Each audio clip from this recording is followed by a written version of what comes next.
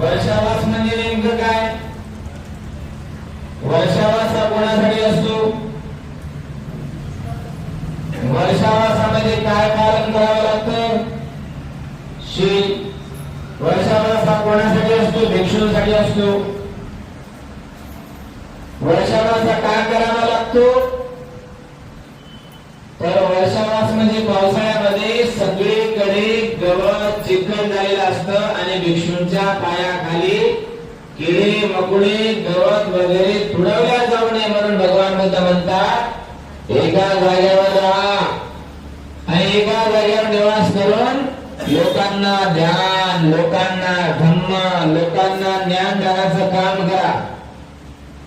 म्हणून वर्षावासाची सुरुवात झालेली. वर्षावास केव्हा सुरू झालेला आहे? ज्यावेळी भगवान बुद्धाने ज्ञान प्राप्त केलं. कोणत्या पौर्णिमेला केलं? वैशाखी पौर्णिमेला केलं, म्हणजे गुरु पौर्णिमेला केलं. आणि वैशाखी पौर्णिमेला ज्ञान प्राप्त केल्यानंतर लगातार 10 दिवस पायी प्रवास करत करत भगवान बुद्ध सारनाथला आले आणि सारनाथला पहिलं प्रवचन त्या पंचवर्गीय भिक्षूंना तथागत भगवान बुद्धाने दिलं. ती पौर्णिमा म्हणजे श्रावणी पौर्णिमा होती. श्रावणी पौर्णिमेला भगवान बुद्धाने पहिलं प्रवचन दिलं. त्याचं नाव काय?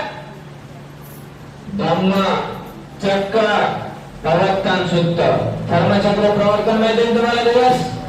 तो त्या दिवशी केलेला आहे. म्हणून आपण त्या दिवसाला श्रावणी पौर्णिमेला देखील महत्वाचं मानतो. आणि जेव्हापासून भगवान बुद्ध म्हणतात की भिक्षु चरत भिक्खवे चारिकं बहुजन हिताय बहुजन सुखाय लोकान कंपाय अर्थाय हिताय सुखाय देसे तमा भिक्खवे तम आदि कल्याणं मध्य कल्याणं पर्योसान कल्याणं सत्य सर्वजनं केवल परिपूर्णं परिशुद्धं धम्म प्रकाशेत. म्हणजे काय? भिक्षूंनो, तुम्ही एका जागेवर राहू नका. प्रत्येक दिशेला जा, 4 दिशेला जा, 4 उपदिशेला जा. सर्व दिशेला तुम्ही भ्रमण करा आणि लोकांना कल्याणाचा मार्ग दाखवा, लोकांना सुखाचा मार्ग दाखवा. धम्म हा माझा आदि कल्याणकारक आहे, मध्य कल्याणकारक आहे आणि शेवटी देखील कल्याणकारक आहे. असा धम्म तुम्ही पालन करा. आणि आपण त्या धर्माचा पालन करतो आहोत. म्हणून आपण वर्षावास साजरा करतो आहोत. वर्षावास किती महिन्याचा असतो? 3 महिन्याचा असतो. बरोबर आहे? आषाढ पौर्णिमेला वर्षावास सुरू होतो. बरोबर आहे? श्रावणी पौर्णिमेला 1 महिना होतो. भाद्रपद पौर्णिमेला 2 महिने होतात आणि अश्विन पौर्णिमेला 3 महिने होतात. म्हणजे वर्षावास किती महिने झाला? म्हणजे वर्षावास किती दिवसाचा झाला? 90 दिवसाचा झाला. मग वर्षावास 90 दिवसाचा आहे. 90 दिवसामध्ये आपण काय शिकलो? बुद्धाने त्यांचा धम्म. 90 दिवसामध्ये आपण काय शिकलो? बुद्धाने त्यांचा धम्म. त्यासोबतच मिळेला प्रश्न. त्यासोबतच बाबासाहेबांचे लिखित पुस्तक असेल किंवा जे जे भगवान बुद्धाने त्यांच्या धम्मावर आधारित आहेत ते पुस्तक असेल, हे आपण शिकतो. तेव्हा कधी इकडे ठेवा माझ्याकडे असं, हो तिथं ठेवा, मी दिसतो असं. काय शिकतो आपण या पवित्र महिन्याच्या काळामध्ये? बुद्धाने त्यांचा धम्म. आज तुम्हाला त्या धम्मातलं काही समजलं असेल, काही समजलं नसेल, बरोबर आहे. तर काही समजलं असेल तर चांगली गोष्ट आहे, परंतु काही समजलं नसेल तर मी रोज ग्रंथ वाचतो आणि ग्रंथ बुद्धाने त्यांचा धम्म नालंदा बुद्ध विहारी YouTube चॅनल आहे. काय आहे? नालंदा बुद्ध YouTube चॅनल आहे. त्या YouTube चॅनलवर सर्व तुम्हाला व्हिडिओ पाहायला मिळतील, आजपर्यंत अपलोड केलेले. त्याचं तुम्ही विश्लेषणासह तुम्ही माहिती पाहू शकता, बरोबर आहे. बरेच जण ग्रंथ ऐकतात, मी त्यांना प्रश्न विचारतो, सांगा भगवान बुद्धाचा जन्म कुठे झाला? लुंबिनी वनात म्हणतात. अहो, भगवान बुद्धाचा जन्म बुद्धगयाला झाला, बरोबर आहे की नाही? बुद्धगयाला बुद्धाचा जन्म झाला ना. आणि बोधिसत्व सिद्धार्थाचा जन्म हा लुंबिनीला झाला. बोधिसत्व सिद्धार्थ आणि बुद्ध या दोन भिन्न कल्पना आहेत, संकल्पना आहेत, बरोबर आहे की नाही? मी अशीच प्रश्न मंजुषा घेत होतो, त्यांना विचारलं भगवान बुद्धाचा जन्म कुठे झाला? एक माणसाने ताड करून उत्तर दिलं, म्हणजे कपिल वस्तूला झाला. कपिल वस्तूला नाही झाला. कपिल वस्तू शाक्यांची राजधानी होती. कपिल वस्तू ही शाक्यांची राजधानी, कॅपिटल हाऊस होतं. तिथे भगवान बुद्धाचा जन्म नाही झाला, सिद्धार्थाचा जन्म नाही झाला. सिद्धार्थाचा जन्म हा लुंबिनी वनामध्ये इसवी सन पूर्व 563 वर्षी या दिवशी झालेला आहे, वैशाखी पौर्णिमेला. त्यानंतर वय वर्ष 16 वर्ष होतं आणि वय वर्ष 16 झाल्यानंतर त्यांचा विवाह होतो. कोणासोबत होतो? यशोधरा सोबत. यशोधरा देखील 16 वर्षाची असते, ती दंडपाणी यांची मुलगी असते. आणि सिद्धार्था करिता खऱ्या अर्थाने म्हणजे यशोधरेसाठी स्वयंवर मेळा तयार केला जातो. आणि नंतर ती यशोधरा देखील सिद्धार्थाला वरमाळा घालते आणि नंतर अशा पद्धतीने त्यांचा सुखाचा संसार सुरू होतो. दोघे देखील धार्मिक असतात, आध्यात्मिक असतात, परंतु नंतर 16 वर्ष होता 20 वर्षाचे सिद्धार्थ होतात आणि नंतर मग शाक्य संघाची दीक्षा घेतात. शाक्य संघामध्ये सभासद म्हणून दीक्षा घेतात. मग शाक्य संघाची दीक्षा घेतल्यानंतर त्यांना जो सभापती, जो सेनापती सांगेल ते त्यांना ऐकावं लागायचं. असं करता करता जवळजवळ 28 वर्ष सिद्धार्थ त्या संघाचा सभासद राहतो, शाक्य संघाचा. आणि नंतर वय वर्ष 28व्या वर्षी एका नदीच्या वातावरण प्रश्न तयार होतो. रोहिणी नदीचं कारण हे सिद्धार्थाला घर सोडण्यासाठी कारण ठरतं. बघा, रोहिणी नदीचा वाद कसा तयार झाला. शाक्य आणि कोलीय या दोघांचं युद्ध होत असतं. कशामुळं? तर रोहिणी नदीचं पाणी पहिलं कोणी घ्यायचं, कोणी किती घ्यायचं, येऊन त्यांचे नेहमी खटके होत राहतात, नेहमी भांडण होत राहतात. तुम्हाला माहिती आहे ना हापशेवरचे भांडण? माहिती ना? आता हापशे भांडण राहिले, आता नगरपालिकेच्या पाईपलाईनचे भांडण झाले. तुम्ही लयच मोठं झाली हो, आम्हाला पाणी देत नाही, बरोबर आहे की नाही? तुमची मोटर थोडीशी थोडीशी कमी ठेवा जेणेकरून आम्हाला पाणी घेता येईल. त्या काळात देखील पाण्याचा प्रश्न होता. काय प्रश्न होता? पाण्याचा. आणि एका पाण्याच्या प्रश्नामुळे दोघं देखील एकामेकाच्या जीवावर उठले होते, मुलावर उठले होते. शाक्य म्हणायचे कोलियाला मारून टाकू आणि कोलिया म्हणायचे शाक्याला मारून टाकू. जे काय होईल ते युद्धाने प्रश्न सोडवला जाईल. परंतु सिद्धार्थ उभा राहतो आणि म्हणतो की मी या युद्धाला पाठिंबा देत नाही, मी युद्धामध्ये सहभागी होणार नाही, मला काय शिक्षा द्यायची ती मान्य आहे. आणि मग सिद्धार्थाला त्या प्रसंगी युद्धाला विरोध केल्यामुळे 3 शिक्षा दिल्या होत्या. कोणत्या कोणत्या शिक्षा होत्या त्या? एक म्हणजे तुला फाशीची शिक्षा द्यावी लागेल.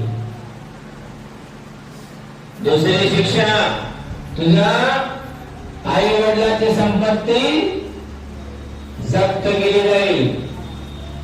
आणि तिसरी शिक्षा म्हणजे तुला हा देश सोडावा लागेल, ग्रहत्याग करावा लागेल. सिद्धार्थ विचार करतो की अरे मी जर देश त्यागाची, मी जर आपल्या देहाची आहुती दिली, मी जर बलिदान दिलं, आत्मदान दिलं, मी जर फासावर चढलो, मला जर लटकवलं तर फायदा काय? समाजाचा फायदा काय आहे त्याच्यामध्ये? नाही. माझा काय फायदा आहे? नाही. म्हणून सिद्धार्थ म्हणे मला कृपया फाशी देऊ नका. दुसरा प्रश्न काय होता की तुझ्या आई वडिलांची संपत्ती जप्त केली जाईल. सिद्धार्थाने विचार केला, मी गुन्हा केला, मी त्याला विरोध केला, मग युद्धाला विरोध मी केला, माझ्या आई वडिलांना त्रास का? माझ्या आई वडिलांना त्रास का? त्यांच्या संपत्तीवर तुमचा अधिकार तुम्ही कसा गाजवू शकता? नाही. म्हणून सिद्धार्थ म्हणाला, नाही, माझ्या माता पित्याला माझ्या दोषाची सजा त्यांना मिळायला नाही पाहिजे. कृपया त्यांची जमीन, जायदाद, स्थावर जंगल मालमत्ता कृपया घेऊ नका. मग राहिला तिसरा मुद्दा. सिद्धार्थ म्हणे की जर मी गुन्हा केला असेल तर मला देश त्यागाची शिक्षा द्या, ती मला मान्य आहे, मंजूर आहे. यानंतर मी देश त्याग स्वीकारतो. आणि अशा पद्धतीने सिद्धार्थाने देश त्याग कबूल केला. वय वर्ष 28 होता. 29 वर्षाचे सिद्धार्थ झाले आणि 29व्या वर्षी त्यांनी आपल्या माता, पिता, आई वडील, यशोधरा, नातेवाईक सर्वांना भेटून राहुलाला देखील शेवटचं बघून अशा पद्धतीने कपिल वस्तूंचा सिद्धार्थाने वयवर्ष 29व्या वर्षी त्याग केला. 29व्या वर्षी त्याग केल्यानंतर लगातार सिद्धार्थ 6 वर्ष तपश्चर्या करीत होते. किती वर्ष? 6 वर्ष. आणि 6 वर्षामध्ये त्यांना बुद्धत्वाची प्राप्ती झाली. अखंड परिश्रम घेतले, प्रचंड परिश्रम घेतले, अथांग परिश्रम घेतले, तेव्हा ते बुद्ध झाले. असं म्हणतो बुद्ध ध्यानाला बसले की झाले बुद्ध, डोळे लागले की झाले बुद्ध? नाही. संकल्प घ्यावा लागतो. काय संकल्प घेतला सिद्धार्थाने? जोपर्यंत मी बुद्ध होणार नाही तोपर्यंत मी आसनाचा त्याग करणार नाही. जोपर्यंत मी बुद्ध होणार नाही, मग भलेही माझं शरीर सुकलं तरी चालेल, माझ्या नसा सुकल्या तरी चालेल, माझ्या देहातलं रक्त आटलं तरी चालेल, परंतु मी मात्र बुद्ध झाल्याशिवाय उठणार नाही. तुमच्या पैकी असं संकल्प करायचा, मी पण जोपर्यंत बुद्ध होणार नाही तोपर्यंत उठणारच नाही. आणि थोडीशी तकलीफ झाली की नाही नंतर तो संकल्प परत कॅन्सल होईल ना. तसं हृदयात करू नका. तुम्ही ध्यानाला बसले तर फक्त बौद्धच व्हा. बुद्ध होण्यासाठी फार मोठे दान, शील, नैष्कर्म्य, वीर्य, शांती, सत्य, अधिष्ठान, मैत्री, उपेक्षा या सर्व पारमितांचा पूर्ण अभ्यास पाहिजे. आर्याष्टांगिक मार्गाचे सम्यक संकल्प, दृष्टी, वाचा, कर्म, आजीविका, व्यायाम, स्मृती, समाधी या सर्व गोष्टींचा अभ्यास पाहिजे. तेव्हाच खऱ्या अर्थाने बुद्ध हा बुद्ध होत असतो. बुद्ध होणार कोण का? बुद्ध होणार महान गोष्ट आहे. आणि ज्यावेळेस 29 वर्षापासून लगातार भगवान बुद्ध 6 वर्ष तपश्चर्या करतात आणि 35व्या वर्षी त्यांना बुद्धत्वाची प्राप्ती होते. कितव्या वर्षी? 35व्या वर्षी बुद्धत्वाची प्राप्ती होते. आणि नंतर आपल्या धर्माचा प्रचार आणि प्रसार करण्यासाठी ते जागोजागी जातात. बुद्ध म्हणल्यानंतर पहिलं प्रवचन ते कुठे देतात? सारनाथ. म्हणजे आज त्याला काय म्हणतात? सारनाथ. काशी, वाराणसी पण त्याला म्हणतात. बरोबर आहे की आपण नाही म्हणत का? कुठे गेले होते? तुम्ही म्हणता काशीला. नंतर 2-4-10-12 दिवसांनी काही चूक केली तर कशाला मरायला गेले होते का काशीला? काय केलं जाऊन काशीला? आणि काय केलं? चूक केली तर आपण म्हणतो जा ना तिकडं, मरा ना काशीला, है ना? जा तुमची तिकडं.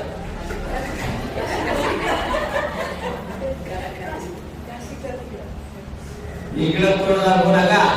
काय करायचं ते काशीला करा. म्हणजे याचा अर्थ काय? काशी ही बुद्धाची पहिली ज्ञानाची नगरी होती. भगवान बुद्धाने पहिलं ज्ञान देण्याचं रणशिंग फुंकलं ते सारनाथ, काशी, वाराणसी येतो. आणि आजही ती विद्वानांची नगरी आहे. प्रकांड पंडितांची जी भूमी आहे. आणि जे पहिले प्रवचन ज्यांनी भगवान बुद्धाला दिलं, भगवान बुद्धाने त्यांना दिलं, ते कोण होते? किती जण होते? कोण कोण होते? कौंडिन्य, वक्पा, भरतीय, महानाम आणि अश्वजित. एकूण 5 जण होते.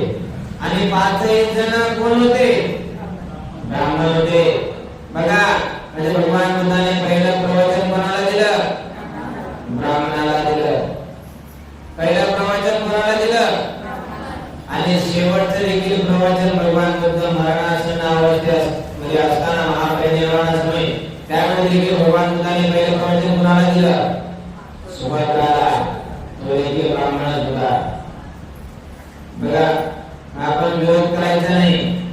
उलट त्यांना समजावून सांगायचं की भगवान बुद्धाने पहिलं प्रवचन देखील ब्राह्मणाला केलं. भगवान बुद्धाचे 2 सेनापती शिष्य देखील ब्राह्मण होते. त्यांचे नाव काय काय होते? सारिपुत्त आणि मोगल्य ते देखील ब्राह्मण होते. महाकाश्यप देखील ब्राह्मणच होता. उपाली आनंद क्षत्रिय कुळातील. बुद्ध देखील, सिद्धार्थ बोधिसत्व देखील क्षत्रिय कुळातील होते. आणि खऱ्या अर्थाने त्या काळामध्ये देखील बुद्धाने त्यांच्या धर्मग्रंथामध्ये आल्याप्रमाणे त्या काळामध्ये देखील चातुर्वर्ण्य व्यवस्थेला शिक्षण घेण्याचा अधिकार होता. त्यामध्ये फक्त ब्राह्मण, क्षत्रिय, वैश्य या पुरुषांनाच अधिकार होता. ब्राह्मण, क्षत्रिय, वैश्य यांचा शूद्रांच्या स्त्रियांना देखील अधिकार नव्हता. शूद्रांच्या पुरुषांना देखील शिक्षण घेण्याचा अधिकार नव्हता. असं करता करता भगवान बुद्धाने पहिलं प्रवचन आपलं सारनाथ दिलं. काय दिलं? सारनाथ मध्ये प्रवचन त्यांनी 4 आर्य सत्य सांगितले. काय 4 आर्य सत्य? जगामध्ये दुःख आहे. ऐकले दुःख? ऐकलं तुम्ही सुखी नाही? करताय ना सुखी तुम्ही का आता पण दुःखीच आहे आता सुखी आहात परंतु सगळ्यात जास्त माणूस हा जीवनामध्ये दुःखी राहतो संसारामध्ये सगळ्यात जास्त दुःखी आहे माणूस जगामध्ये सगळ्यात जास्त दुःखाचं माणसाला जास्तीत जास्त अनुभव घ्यावा लागतो म्हणून तुकाराम महाराज देखील काय म्हणायचे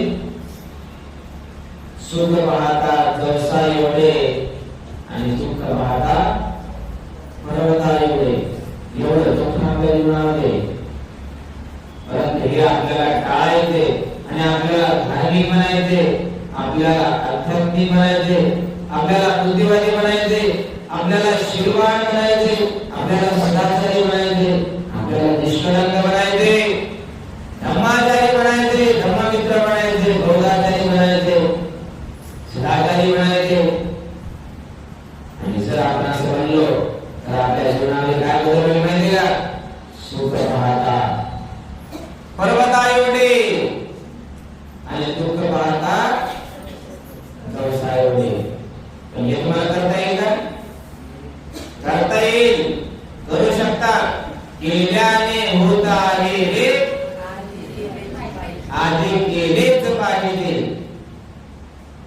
तुम्ही अगोदरच नाही म्हणायला लागले तर तुमच्याकडून होणं शक्यच नाही तुम्ही आशे दुःखी राहणार आणि भविष्यात देखील दुःखी राहणार मनाचा संकल्प घ्या मनाची शक्ती ओळखा मनाची शक्ती अफाट आणि अथांग एक मी कथा सांगत असतो दोन नवरा बायको असतात एकदा त्यांना पिक्चर पाहायची लहर येते मग ते जातात टॉकीज मध्ये पिक्चर पाहायला रत्नागिरी अलंकार कृष्ण टॉकीज निगम टॉकीज मध्ये पिक्चर पाहायला जातात पिक्चर लागलेला असतो पुष्पा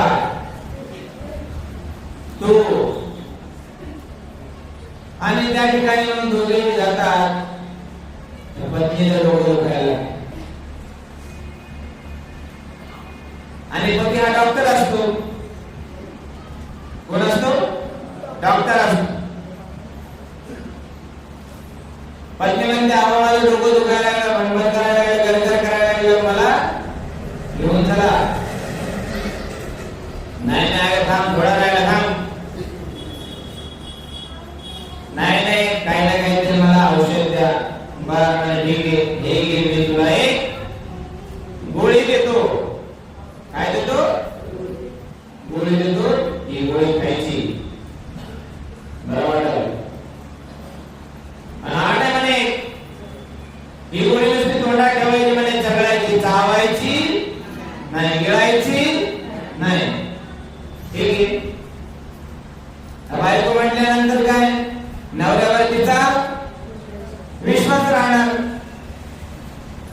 अशा पद्धतीने मग पार्ट 1 इंटरवल नंतर मग सुट्टी देखील होते अशा पद्धतीने पुष्पा संपला राहिला प्रश्न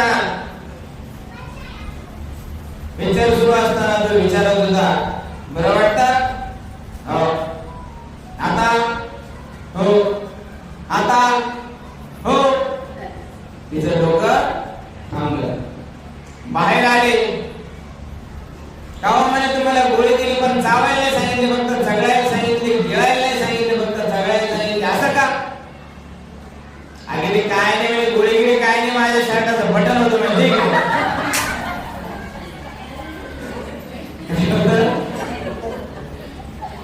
शर्टाचं बटन होतं ते गोळी गिळी काही नाही मनाची शक्ती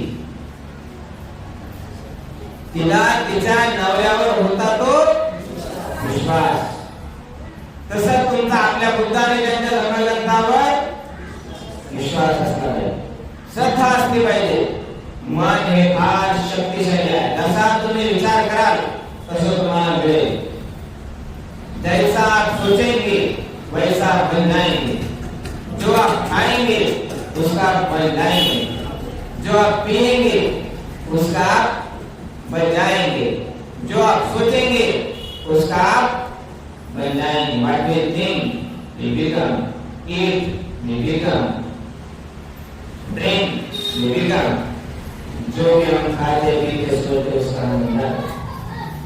बराबर सांगायचं तात्पर्य आपण नेहमी चांगला विचार केला पाहिजे, सुविचार केला पाहिजे, सद्विचार केला पाहिजे, एवढा चांगला विचार केला पाहिजे की वाईट विचार मनात आलेच नाही पाहिजे, तुमचं जीवन सुखी झाल्याशिवाय राहणार नाही। आणि भगवान बुद्धाने देखील हेच काम केले, लोकांना चांगलं शिकवलेले, वाईट शिकवलेले नाही। वाईट जर शिकवलं असतं तर बुद्ध नसते, हा बुद्ध असता। आणि बुद्ध हे बुद्ध आहेत कारण त्यांनी बुद्धिवाद शिकवला, कारण त्यांनी लोकांना बुद्धी देण्याचं काम केलं, कारण त्यांनी लोकांना बुद्धिवादी बनवायचं काम केलं, कारण त्यांनी लोकांना मतिवान बुद्धिमान करायचं काम केलं।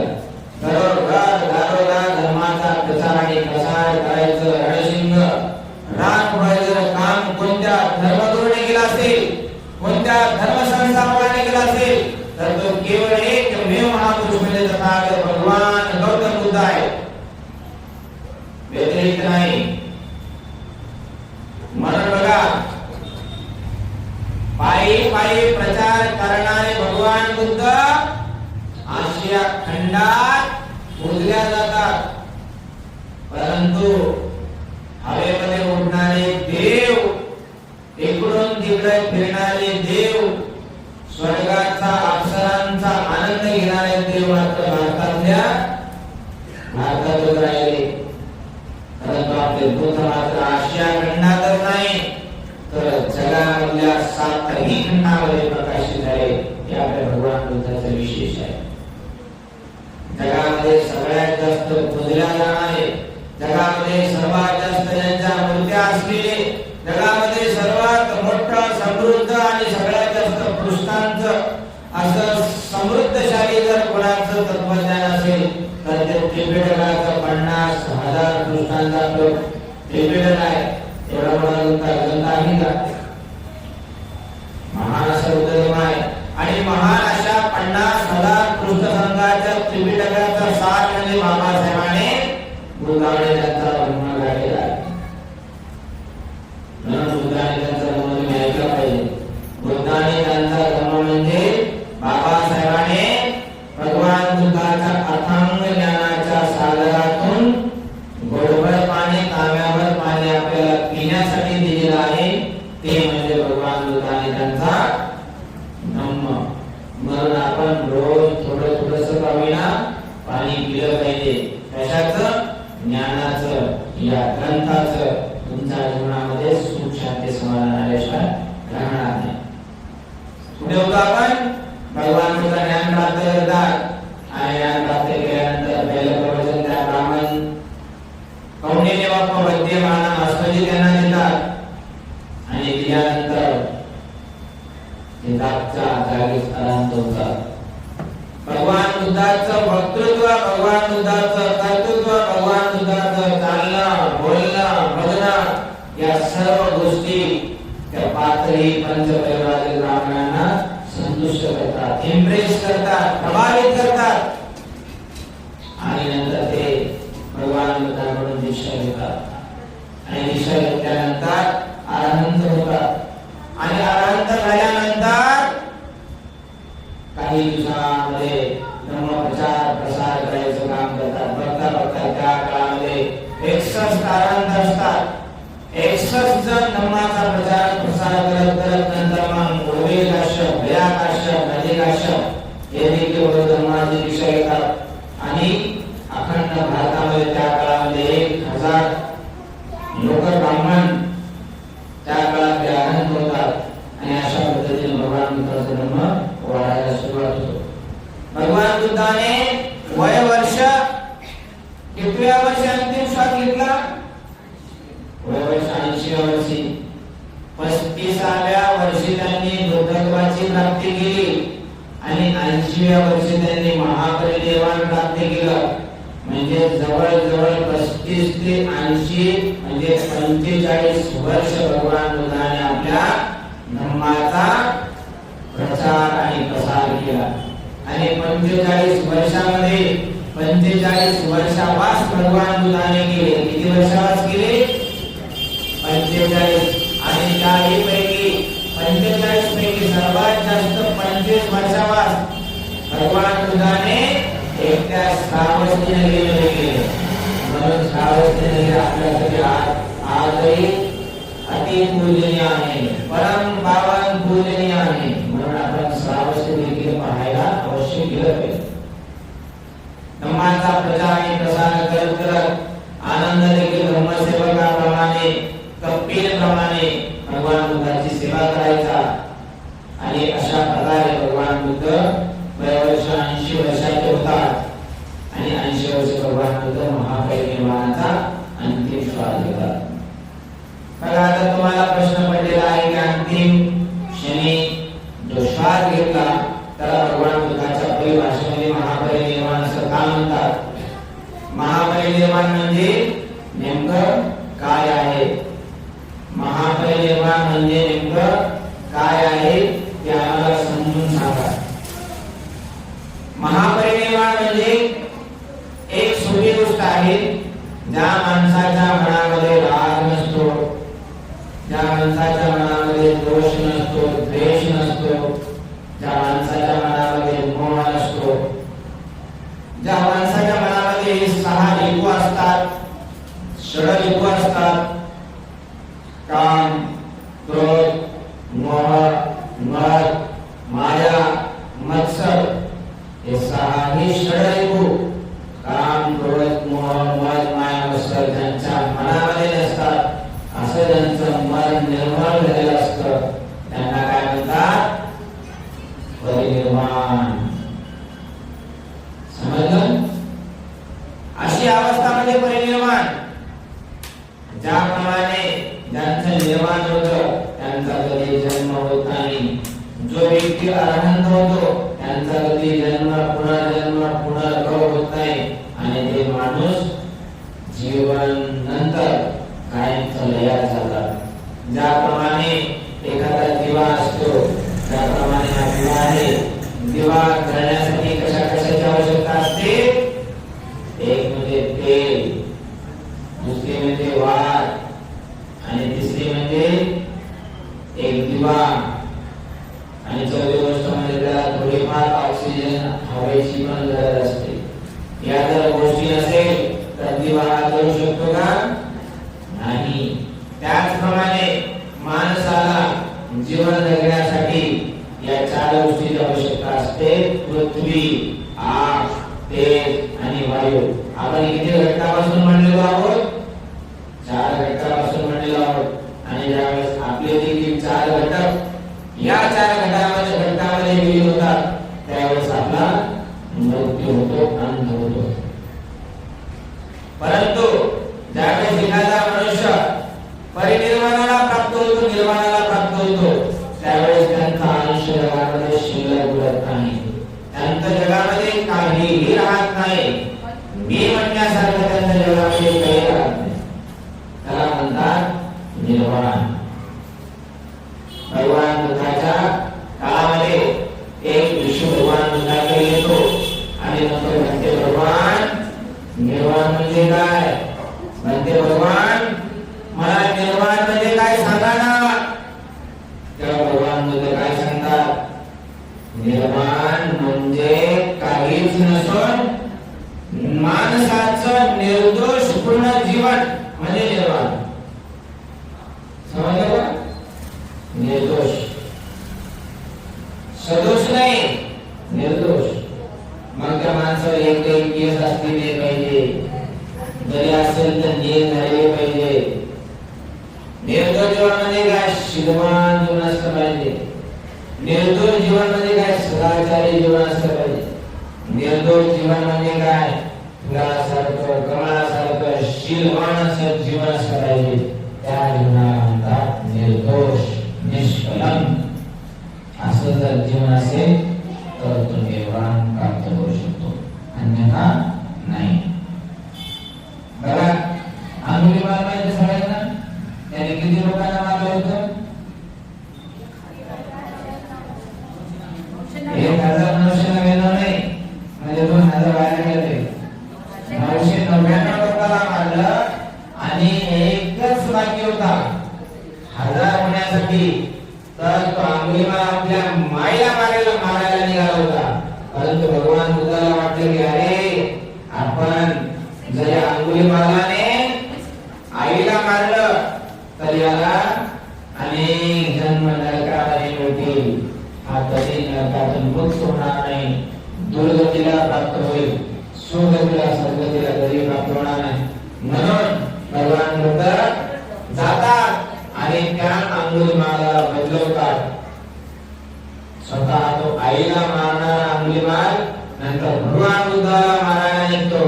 परंतु भगवान बुद्धाच्या वर उचललेली तलवार देखील जागीच थांबते, स्टॅच्यू बनते, हालत देखील नाही. त्यावेळेस अंगुलीमालाला वाटतं की अरे आपण एका महापुरुषासोबत खेळलो आहोत. मग तो त्या ठिकाणी तलवार आपली म्यान करतो आणि तलवारीमध्ये फेकून देतो. भगवान बुद्धाचा छन्नी लीन होतो. परंतु लीन झाल्यानंतर बघा एवढे लोक मारले असताना पण जेव्हा त्याने अंगावर चिवर घेतलं आणि चिवर घेऊन तो पुण्य करायला लागला, पाप थांबून टाकलं, पुण्य वाढत गेलं आणि एवढं पुण्य वाढत वाढत वाढत वाढत वाढत एक दिवस तो ध्यान, एक दिवस तो ब्रह्माच्या सहाय्याने अरहंत झाला, निर्वाण प्राप्त झालं. आणि निर्वाण प्राप्त झाल्यानंतर त्यांना देखील पुनर्जन्म नसतो. निर्वाण म्हणजे दुसरं काही नाही तर मनाची शुद्ध अवस्था. बरोबर आहे. जसं एखाद्या खोलीमध्ये जर अंधार असेल, त्या खोलीमध्ये जर आपण गेलो तर तुम्हाला काही दिसणार आहे का? नाही. तसंच निर्वाण देखील असं आहे, जोपर्यंत आपण ज्ञानी होत नाही, अनंत होत नाही, तोपर्यंत आपल्याला निर्वाण दिसत नाही. आपण अंधाऱ्या खोलीमध्ये असताना त्या ठिकाणी लाईट लावतो, त्यावेळेस मात्र आपल्याला सर्व खोलीतील वस्तू दिसतात, गोष्टी दिसतात, ठिकाणं दिसतं, काय कुठे काय ठेवलेलं आहे हे देखील आपल्याला दिसतं. त्याच पद्धतीने निर्वाण देखील आपल्याला तेव्हा समजतं जेव्हा आपण त्याच्यामध्ये उतरतो, जेव्हा आपण त्याच्यामध्ये सामील होतो किंवा विलीन होतो. निर्वाण हे समुद्रासारखं आहे, निर्वाण हे महासागरासारखं आहे. निर्वाण व्यक्ती देखील महासागरा महासमुद्रासारखा असतो आणि त्यांचं दर्शन देखील दुर्लभ असतं. म्हणून आपण आपल्याला निर्वाण प्राप्त व्यक्ती आतापर्यंत भेटला नाही, परंतु आपण असंच म्हणायचे की जे जे या जगामध्ये निर्वाण प्राप्त व्यक्ती आहेत त्यांना माझं वंदन असो. जे जे या जगामध्ये अरहंत व्यक्ती आहेत त्यांना माझं वंदन असो.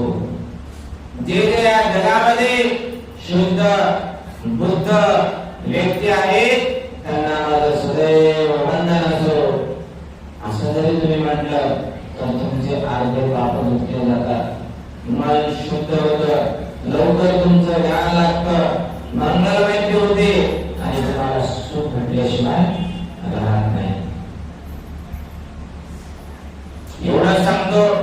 आणि तुम्ही रोज ग्रंथ वाचायला ऐकायला येत जा. ग्रंथ वाचल्याने तुमच्या जीवनामध्ये परिवर्तन होणार आहे आणि नाही ऐकलं तर तुमचंच अकल्याण होणार आहे. बरोबर आहे की नाही? भगवान बुद्धाच्या काळामध्ये धम्माच्या बुद्धाच्या संपर्कात आले आणि कितीतरी लोक बदलले. भगवान बुद्धाला ज्यांनी ज्यांनी विरोध केला ते नरकात गेले. भगवान बुद्धाचं समर्थन करणारे कोण कोण होते? अनाथ पिंडी असेल. बघा किती महान अनाथांना दान देणारा अनाथ पिंडीला राजा बिंबिसार असेल, एका राज्याचा सम्राट झाला. प्रसेनजित असेल, एका राज्याचा राजप्रमुख कौशलाचा अधिपती झाला.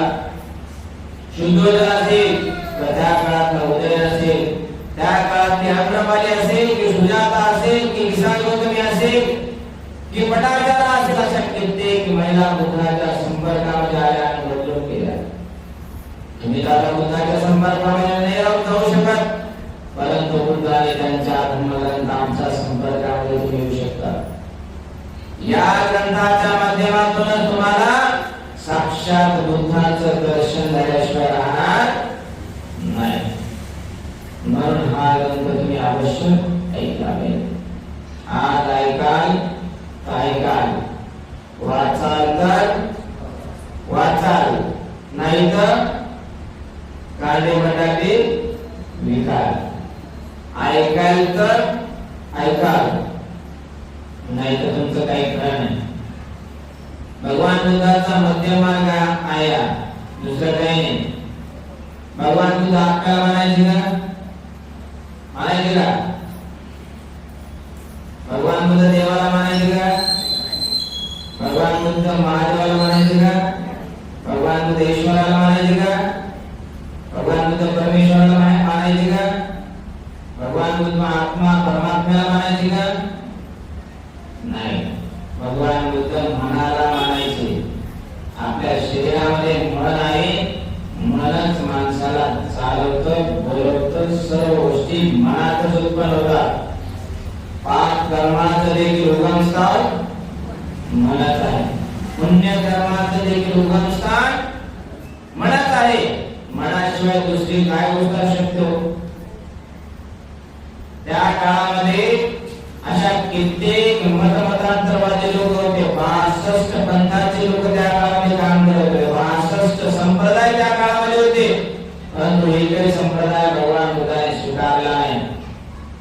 भगवान बुद्धाने आपला स्वतंत्र धर्म तयार केला, स्वतंत्र धर्मोदय आणला, आणि त्याचं नाव काय? भगवान बुद्धाचा धम्म. काय सांगितलं भगवान बुद्धाने आपल्याला? आर्य अष्टांगिक मार्ग म्हणजे मध्यम मार्ग. जास्त अति भोगाचा नाही, काम भोगाच्या दुनियेत बुडायचा नाही, आणि तपश्चर्येच्या देखील दुनियेत बुडायचा नाही. बघा, भगवान बुद्धाचा मध्यम मार्ग म्हणजे काय? जीवनामध्ये तुम्हाला फार महत्वाचा आहे. मध्यम मार्ग जर तुम्ही पालन कराल तर मंगल, आणि अति भोगाचा निर्णय घ्याल तर मराल, फसाल. भगवान बुद्धाला देखील आढळलं की मी ध्यान करत असताना मी आणखी खूप अशी प्रकांड अशी जर तपश्चर्या केली, न भोजन करता, काय सांगता, मी मरून जाईल, लोकांना कल्याणासाठी मार्ग देखील मिळणार नाही. म्हणून भगवान बुद्धाने तपश्चर्याचा मार्ग सोडला आणि त्यांनी आपण मध्यम मार्ग स्वीकारला. त्यावेळेस त्यांना एक उदाहरण मिळालं की अरे, आपण जर जास्तच विना ताणून धरला तर तो वाजत नाही, आणि विना जास्त झिल्ला सोडला तरी देखील तो बरोबर वाजत नाही. मग काय करायचं? एकदम विना वाजण्यासाठी मध्यम दिल्ली थोडीशी तार असली पाहिजे, तेव्हा तो विना वाजतो, नसता वाजत नाही. तुम्हाला तुमच्या जीवनात उदाहरण सांगतो. तुम्ही भाजी बनवायला लागले, भाजीमध्ये मिठाचं प्रमाणात तुम्ही टाकलं पाहिजे. तुम्ही जर पूर्ण टाकाचं मीठ टाकलं भाजीमध्ये तर भाजी चवदार होईल ना? नाही. भाजीमध्ये जेवढं मीठ टाकायला पाहिजे तेवढं टाकलंच नाही, मीठ टाकलंच नाही तर भाजी चवदार होईल का? नाही. मग किती मीठ टाकायला पाहिजे? अर्धा. मध्यम मार्ग. 2 पोळ्या खाणाऱ्या माणसाने एकदा 10 पोळ्या खाल्ल्या, आणि 2 पोळ्या खाणाऱ्या माणसाने 5 दिवस भुकेलाच राहिला. मध्यम मार्ग. भगवान बुद्ध म्हणतात मध्यम मार्ग नाही. 2 पोळ्या खाता, 1.5 खा, सुखी राहा. परीक्षेचा अभ्यास आहे, रात्रंदिवस रोज रात्री 2-12-4 वाजत असतील, एवढा अभ्यासाचा, नीटचा, जेईचा, कॉम्पिटिटिव्ह कॉम्पिटिशन एक्झामचा आपला वैयक्तिक अभ्यास जर आपण करत राहिलो तर जर डोकं दुखणं, बिमार आणि अशा पद्धतीने माणूस early to bed and early to rise makes a man healthy, wealthy and wise.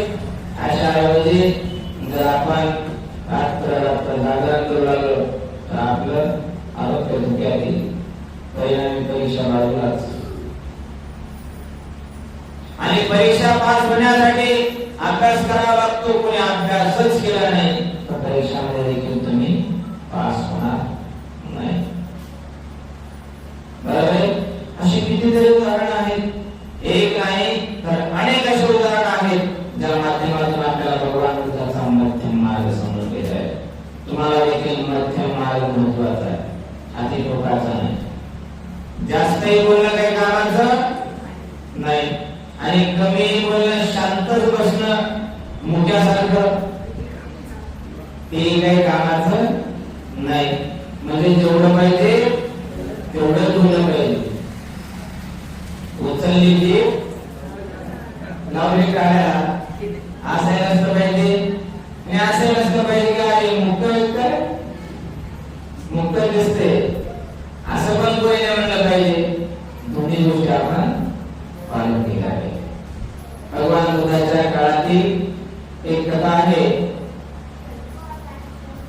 दोन बदक असतात, बगळे असतात आणि एका तलावामध्ये एक बेडकी असते. बेडकी आणि त्या बगळ्याची मैत्री झालेली असते. काय झाली असते? मैत्री. ते बगळे सांगतात की बेडूक या तळ्याचं पाणी आटायला लागलं, आता आम्ही तुला दुसऱ्या तळ्यात नेऊ.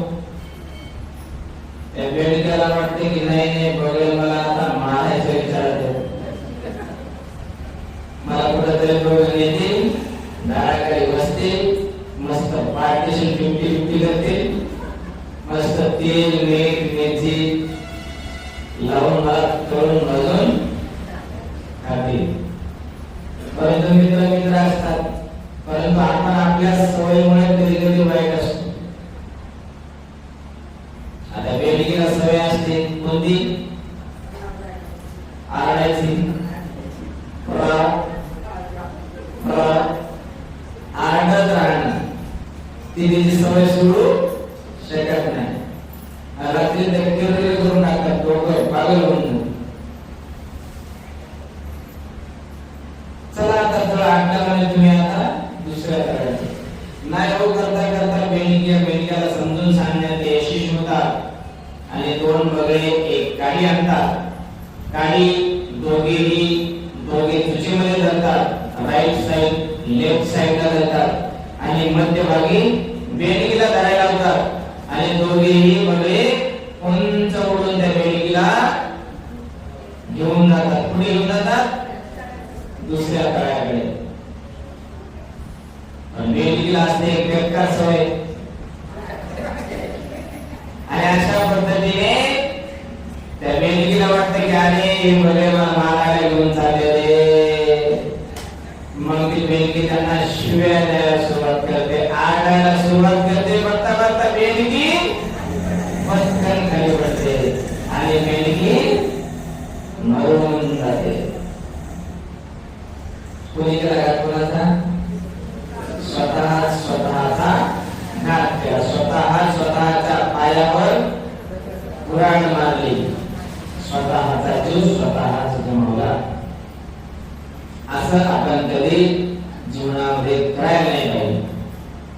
आपल्यामुळं दुसरे दुःखी झाले पाहिजे आणि दुसऱ्यामुळे आपण देखील दुःखी झालं पाहिजे एवढं आपण पालन करायला पाहिजे.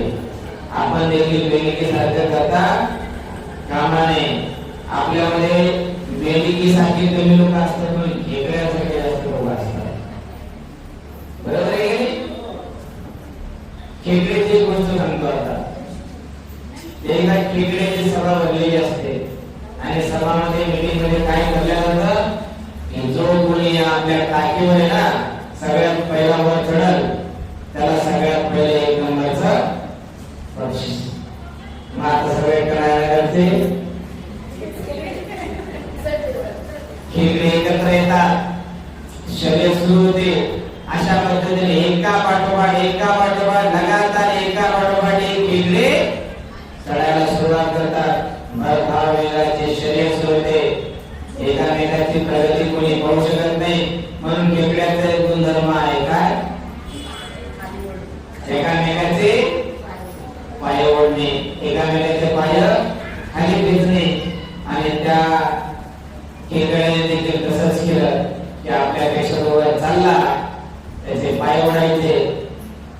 अशा पद्धतीने वर कोणी गेलंच नाही, जातच नव्हते, जाऊ देत नव्हते, कारण की ते खेकडे होते.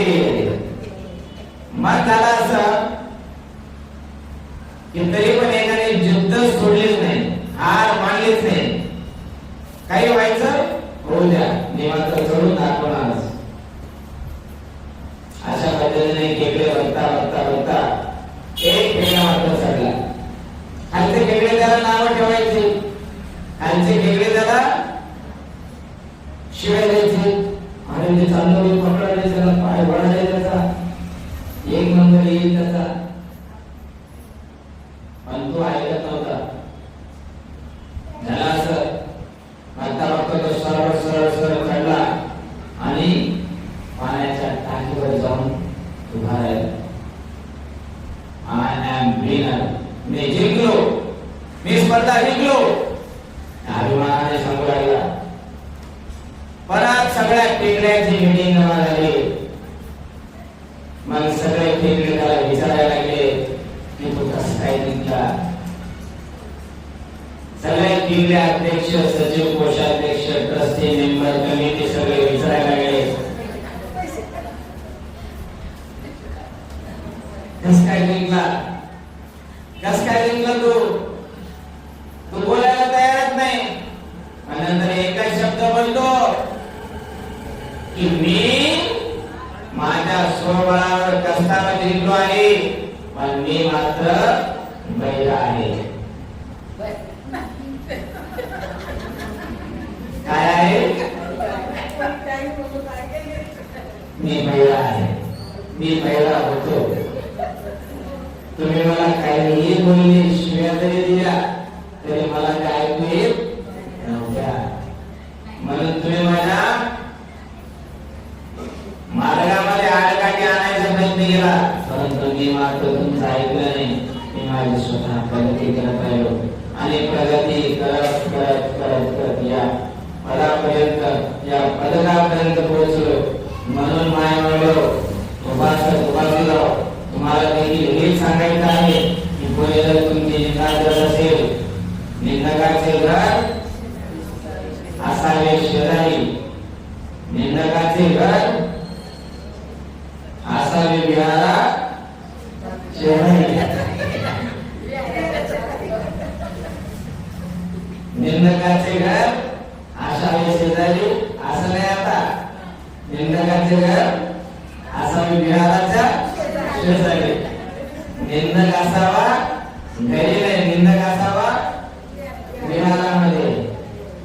बरेच लोक एकामेकाची निंदा करतात, टिंगल करतात, कवाई करतात.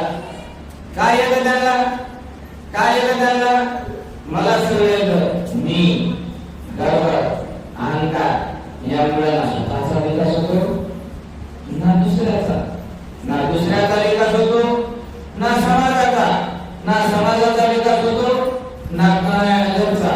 अशा पद्धतीने एकामेकाच्या आपण काम खेचायचं, खेकड्यासारखं काम केलं तर कधी एकामेकांची प्रगती होत नाही. म्हणून कोणी जर तुम्हाला नाव ठेवत असेल तर चांगली गोष्ट आहे. आज ते नाव ठेवतील, उद्या मात्र ते नाव घेतील. म्हणून निंदा जर कानावर आली तर कोणासारखं शांत बसायचं, खेकड्यासारखं शांत बसायचं. आज तुम्ही निंदा खाल, उद्या तुम्हाला प्रशंसा मिळेल.